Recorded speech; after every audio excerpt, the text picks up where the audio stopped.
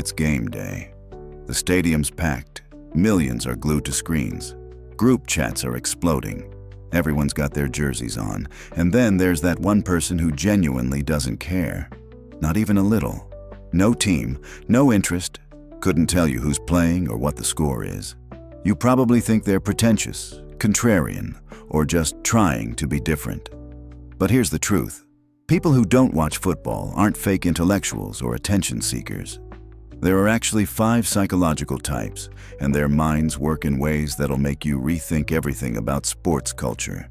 Number 3 is going to expose the real reason. Let's go. Type 1. The genuine disinterest. This person's brain literally doesn't light up for football. It's not rebellion or pretension, it's authentic indifference.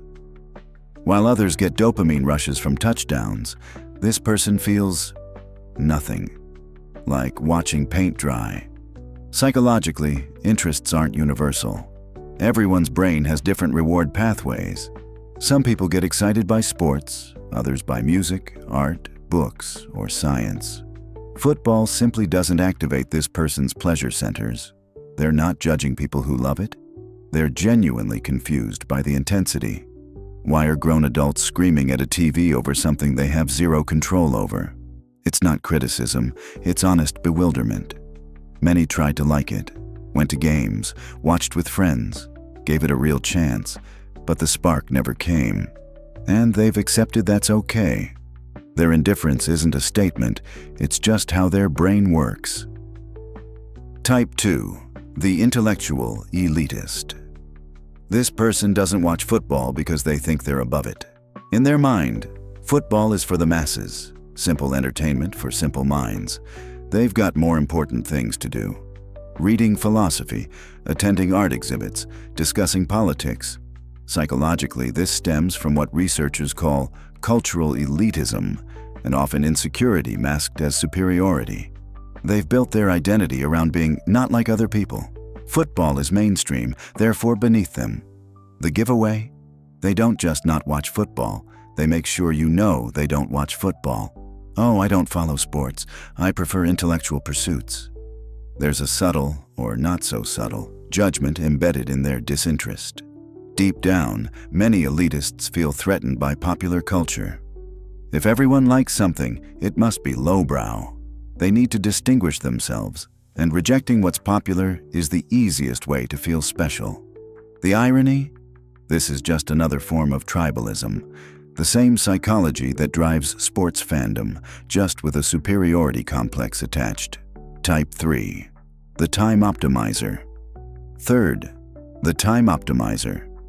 This person did the math and decided football doesn't make the cut. They're not against it, they just see it as an inefficient use of limited time. 3 hours for one game, multiple games per week, an entire season. That's hundreds of hours they could spend on things with tangible returns. Psychologically, optimizers have strong executive function and clear priorities. They view time as their most valuable resource and guard it ruthlessly. Football is entertainment, but so are dozens of other things that take less time or provide more value. They might respect the athleticism and strategy of football. They get why others love it. But when they calculate time invested versus personal benefit, it doesn't compute. I could watch a 3-hour game, or I could learn a new skill, work on my business, spend quality time with family. This isn't superiority, it's prioritization. They've designed their lives intentionally, and football didn't make the design. Some optimizers have nothing against football, they just allocated their attention elsewhere. The key difference from elitists? Optimizers don't judge fans. They just made different choices about what deserves their time. Type 4. The tribal outsider. This person doesn't watch football because they never felt like they belonged to the culture surrounding it. Maybe they weren't athletic as kids. Maybe they were excluded from sports social circles. Maybe they tried to fit in and it felt forced. Psychologically, football fandom is deeply tribal. It creates in-groups and out-groups.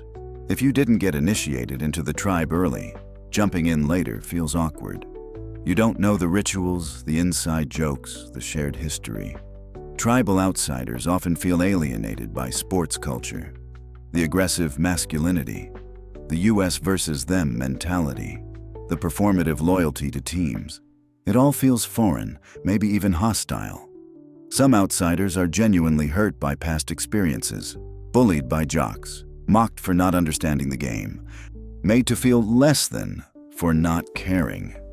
So they withdrew, and that withdrawal became part of their identity.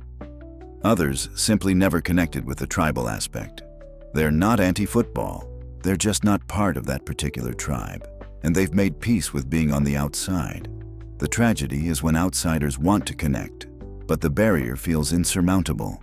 The win is when they realize they don't need that particular tribe to belong somewhere. Type 5. The conscious objector. This person doesn't watch football for ethical, political, or philosophical reasons. Maybe they object to brain injuries and CTE. Maybe they're against the commercialization and exploitation of athletes. Maybe they see it as modern-day gladiatorial combat, violence as entertainment. Psychologically, objectors operate from strong value systems. They're not indifferent, they're opposed. They've thought deeply about what football represents and decided their consumption would conflict with their principles. Some object to the toxic culture around football. Excessive drinking, aggressive fandom, the way it dominates conversation and public resources. Others object to what they see as misdirected priorities, billions spent on stadiums while communities lack basic services. This type gets the most pushback because their non-participation feels like judgment, and sometimes it is. But many objectors aren't trying to convert anyone. They're just living according to their conscience. The difference from elitists. Objectors have specific, principled reasons rooted in values, not a vague sense of superiority. The deeper truth. Here's what football culture doesn't want to admit. You don't have to care about football to be normal, masculine, or socially functional. The pressure to care is cultural, not universal. We live in a society where football is so dominant that opting out feels like rejection of community itself. You don't watch football, what do you do on Sundays? As if there's no valid alternative. But here's reality. Billions of people worldwide don't care about American football. It's culturally specific, not objectively important. The pressure to care is manufactured by media, advertising, and social conformity. For many non-watchers, the issue isn't football itself. It's the expectation that everyone should care. The social cost of indifference, the weird looks at parties, the exclusion from conversations, the assumption something's wrong with you. The social cost. Not watching football comes with real social consequences, especially for men. Masculinity and sports are so intertwined in many cultures that rejecting one feels like rejecting the other. Men who don't watch football often face exclusion from male bonding rituals, questions about their masculinity or sexuality, difficulty connecting in professional networking spaces, being labeled as different or weird. This creates pressure to fake interest just to fit in. Some non-watchers learn enough to participate in surface conversations while feeling completely disconnected. The psychological toll of constantly performing interest in something you don't care about is real. It's exhausting to pretend. Many eventually stop trying and accept social consequences. The spectrum of indifference. Important to understand. Not watching football exists on a spectrum. Total indifference. I literally never think about it. Mild curiosity. I'll watch the Super Bowl if I'm at a party. Active avoidance. Please don't invite me to sports bars. Philosophical opposition. I have ethical objections to the sport. Where someone falls on this spectrum matters. The genuinely indifferent person isn't making a statement. The active avoider might be. Understanding the difference prevents misinterpretation. Finding your tribe. Here's the good news for non-watchers. You're not alone. Millions share your indifference. The internet has made it easier to find communities built around your actual interests rather than geographic proximity and dominant culture. You don't have to fake enthusiasm to belong. You can build friendships around what actually matters to you. The key is not letting others make you feel defective for having different interests. And here's advice for football fans. Not everyone has to share your passion. Someone's indifference to football isn't an insult to you. Let people enjoy what they enjoy without pressure to conform. Conclusion. 5 types of people who don't watch football. The genuine disinterest. Brain doesn't light up for it. The intellectual elitist thinks they're above it. The time optimizer calculated better uses of time. The tribal outsider never felt like they belonged. The conscious objector, ethical or philosophical opposition. Each has different psychology, different motivations, different validity. If you don't watch football, you're not broken, pretentious, or missing out. Unless you're genuinely curious and haven't tried. You're just wired differently or have different priorities. Own it without apologizing. If you love football, that's great. But understand, not everyone will share that passion. And that's okay. Community doesn't require uniform interests. Which type are you? Drop 1 through 5 in the comments. And if you're a non-watcher who's navigated the social pressure, share how you handled it. Someone needs that perspective. Subscribe for psychology that challenges cultural assumptions. Hit like if this validated your experience or shifted your perspective.